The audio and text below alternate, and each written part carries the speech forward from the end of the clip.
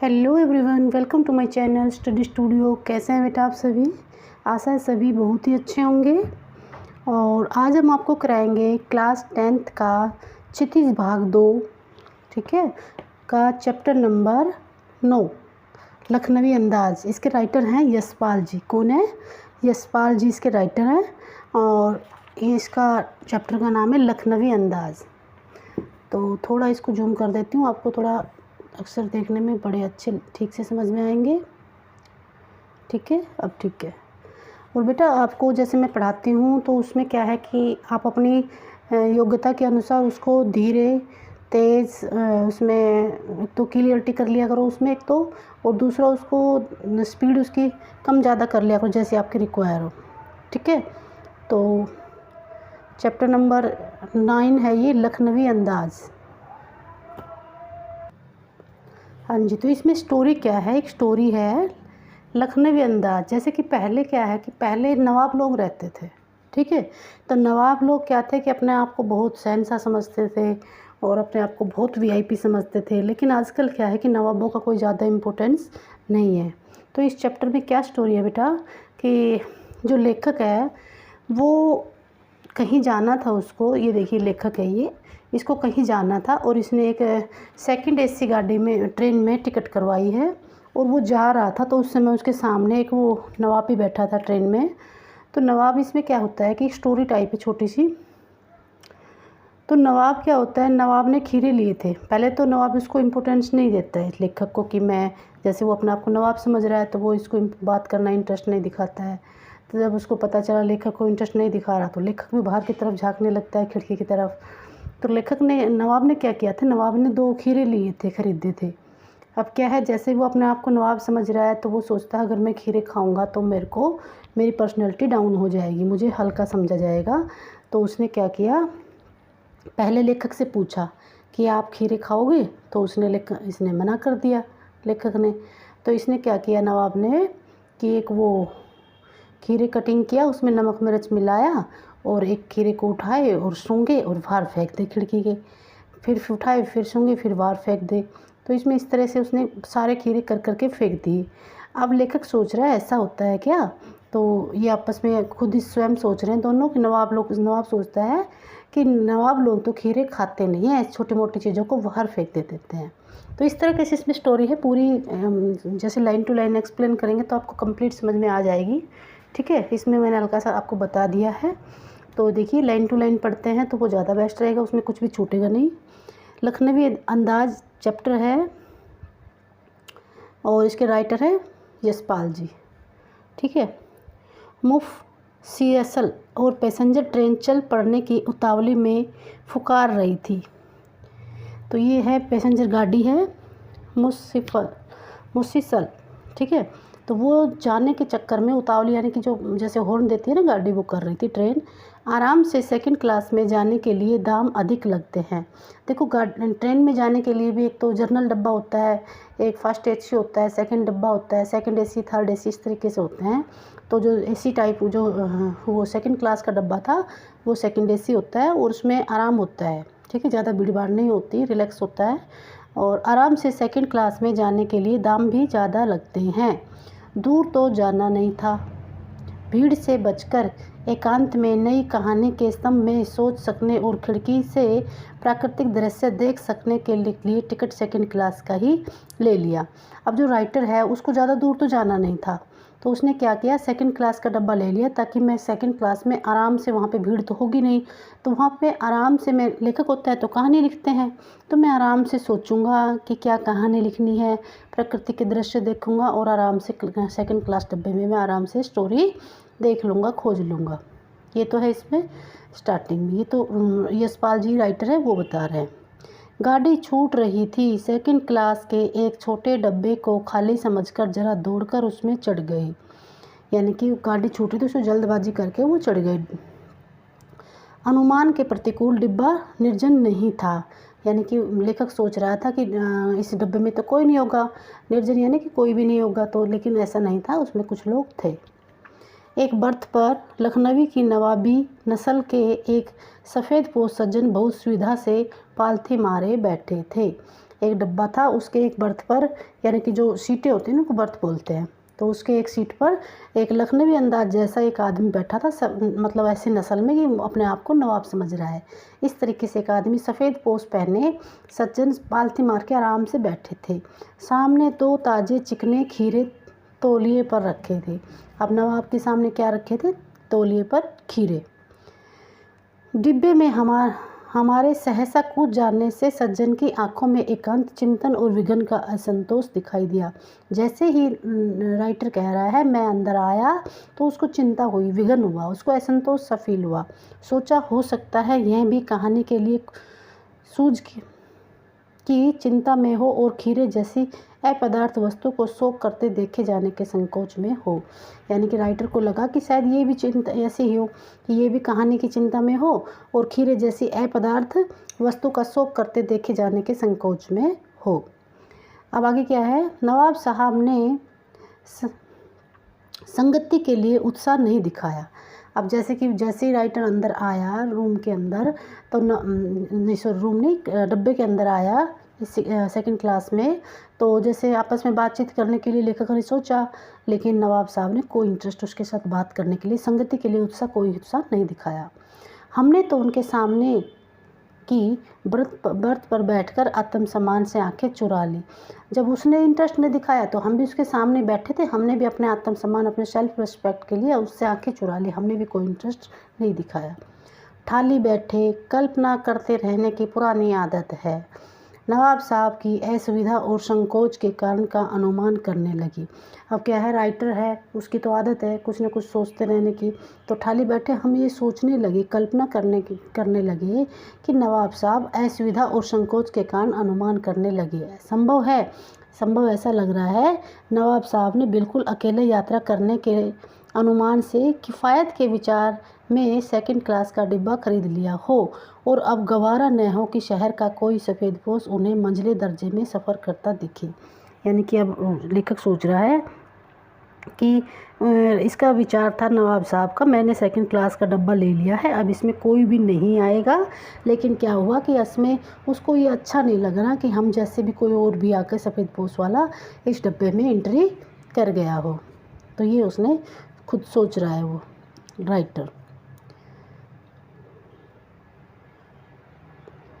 अकेले सफ़र का वक्त काटने के लिए,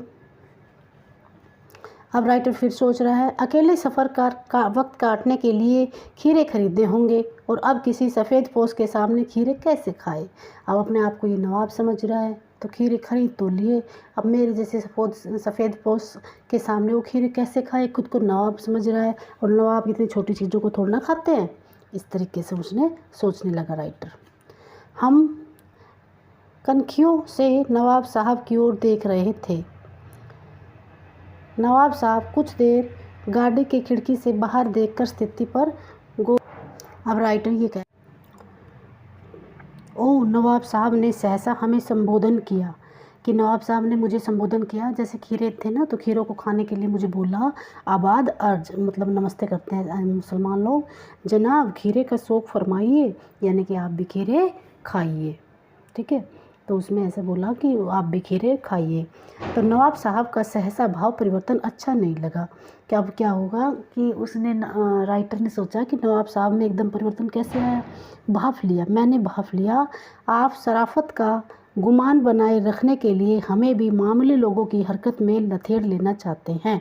ये अपने आप को नवाब साहब दिखाने के लिए और खीरे खाना चाहता है, इसलिए मुझे वो पूछ रहा है ताकि वो मामूली ना लगे और मैं भी इसमें इंक्लूड हो जाऊं। जवाब दिया, शुक्रिया, किफला शौक़ फरमाइए, कि आप ही शौक़ फरमाइए।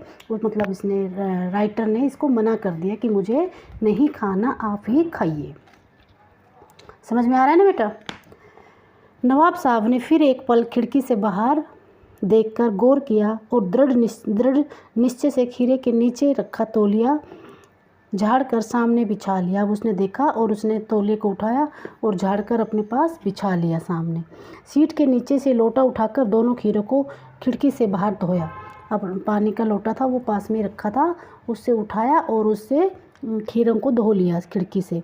तौलिए से पोंछ लिया, जेब से चाकू निकाला और दोनों खीरों के सिर काटे, उन्हें गोद कर झाग निकाला, यानी दोनों का काट कर उसको साफ़ किया और दोनों तरफ से उसके किनारे काट दिए।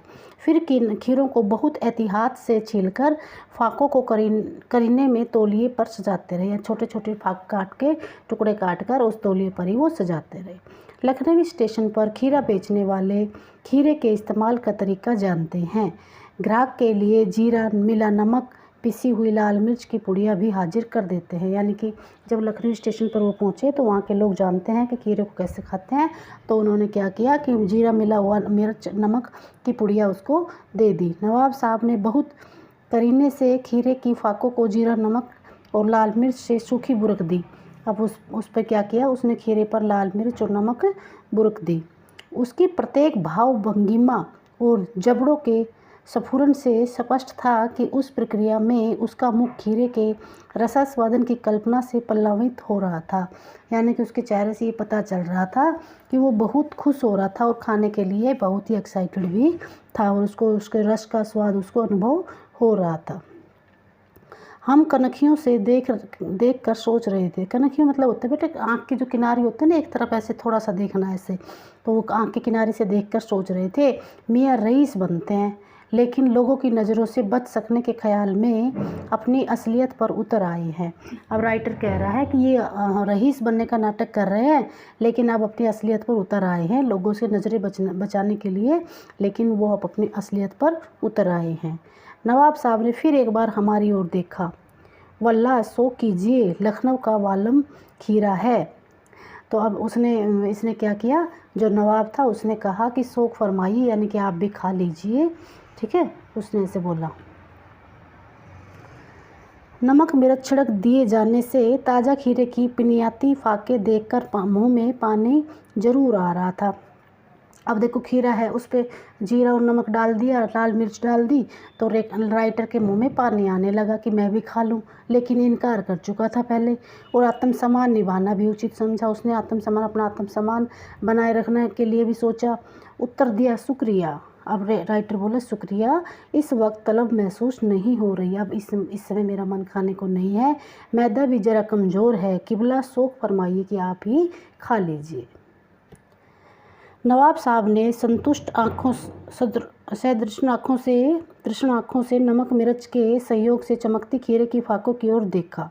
अब नवाब साहब ने क्या किया, जो ये खीरा था वो उसमें नमक मिर्च लगी हुई चमक रहे थे, उसकी तरफ देखा और खिड़की के बाहर देखकर दीर्घ निश्वास लिया। खीरे मतलब एक बड़ा सांस लिया और खीरे की एक फाक उठाकर होठों तक ले गए। अब जो नवाब थे वो खीरे की एक फाक उठाया, होठों पर ले गए और फाक को सूंघा और स्वाद के आनंद से पलकें मूंद ली। सूंघते ही जैसे हमें बहुत अच्छी खुशबू आती है तो हम आंखें बंद कर लेते हैं ना, तो उसने स्वाद के अनुभूति से ऐसे लगा कि बहुत ही टेस्टी है, इसलिए उसने अपनी आंखें बंद कर ली और मुंह में भर आए पानी का घूंट गले से उतर गया। तब नवाब ने फाक को खिड़की से बाहर फेंक दिया, यानी कि सूंघा और ऐसे घूंट भरी पानी की और उसको फेंक दिया। किसको? खीरे को, खिड़की से बाहर। नवाब साहब खीरे की फाकों को नाक के पास ले जाकर बार बार वासना से रसा स्वादन के पर खिड़की से बाहर फेंकते गए। यानी सभी खीरों को उसने उठाया, सूंघा और फेंक दिया, उठाया, सूंघा और फेंक दिया। नवाब साहब ने खीरे की सब फाकों को खिड़की से बाहर फेंककर तौलिए से हाथ और होठ पोंछ लिए और गर्व से गुलाबी आंखों से हमारी ओर देख लिया। यानी कि सारे खीरों को उसने बाहर फेंक कर अपने गर्व महसूस कर रहे थे नवाब साहब। देखो हम लोग खीरे को, नवाब लोग जो बड़े लोग होते हैं वो कैसे खाते हैं, सिर्फ सूंघ कर ही पेट भर लेते हैं। हम उनको अपने छोटी चीज़ों को मुंह में खाते नहीं हैं। मानो कह रहे हो यह है ख़ानदानी रईसों का तरीका। यानी कि मेरी तरफ गुलाबी आंखें कर कर उसने नवाब ने देखा और मैं ये कह रहे हो जैसे ऐसे लग रहा था, ये होता है नवाबी रईसों का तरीका खाने का। नवाब साहब खीरे की तैयारी और इस्तेमाल से थक कर लेट गए। यानी कि खाने के तरीके से, बनाने के तरीके से फिर वो लेट गए। उसे तस्लीम में सिर खम कर लेना पड़ रहा। यह है ख़ानदानी तहजीज़, नफासत, नजाकत।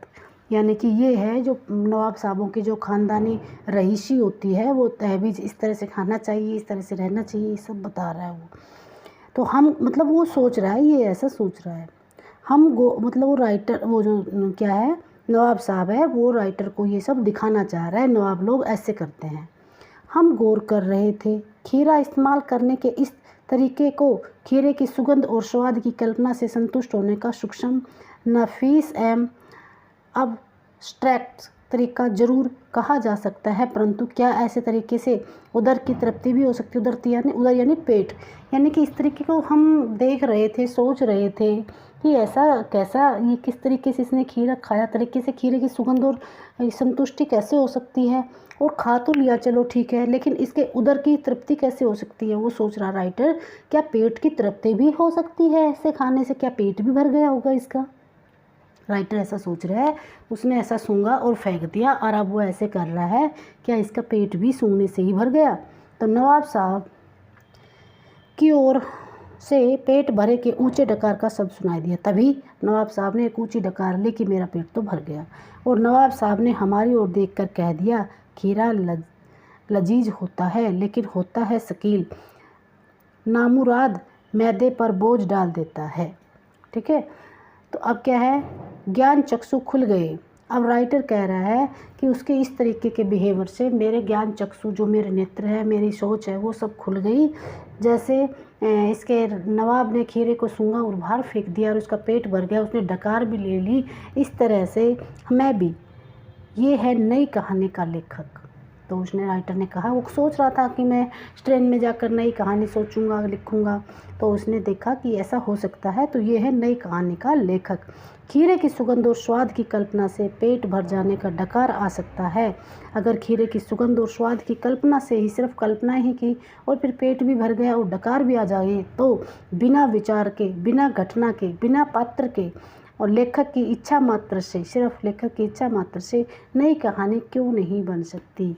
यानी कि राइटर ने इसमें ये कहा है, अगर बिना खाए और सूंघ कर ही उसका पेट भर जाएगा नवाब का, और डकार भी आ गई, तो बिना पात्र के और बिना विचार और घटना के कहानी हम क्यों नहीं लिख सकते? ठीक है, ये तो थी इसमें बेटा स्टोरी नवाब की और लेखक की, और ये बड़ी ही छोटी सी स्टोरी है। आशा है सबको, आपको बहुत ही अच्छे से समझ में आ गई होगी। और नेक्स्ट वीडियो में हम इसके क्वेश्चन आंसर करेंगे।